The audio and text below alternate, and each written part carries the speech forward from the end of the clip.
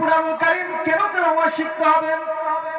এই দুনিয়াতে মানুষ ব্যবসা করে, বাণিজ্য করে, এর মধ্যে লস লাভ হয় কিনা?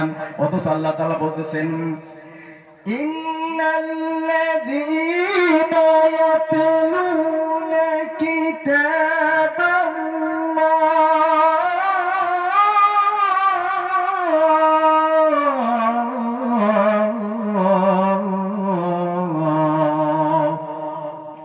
وأقاموا الصلاة وأنفقوا مما رزقناهم سرا وعلانية يرجون تجارة لن تبور।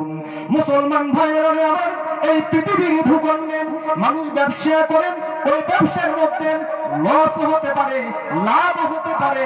আল্লাহ তাআলা বলতেছেন, আমি এমন একটা গ্রন্থ তোমাদেরকে দান করলাম, এই গ্রন্থ থেকে কেউ যদি তেলাওয়াত করে বিন্দু মাত্র লস হওয়ার সম্ভাবনা নেই। এমন একটা ব্যবসা, তিজারত আল্লাহ তাবু, তিজার মানে ব্যবসা। হে মানুষ, হে মক্কাবাসী, ভালো করে জেনে রাখুন, এমন একটা ব্যবসা আল্লাহ ওয়াদা দিচ্ছেন যে এমন একটা ব্যবসা, এই ব্যবসার মধ্যে বিন্দু মাত্র লস হওয়ার সম্ভাবনা নেই। সেটা হচ্ছে কুরআনুল কারীমের তেলাওয়াত।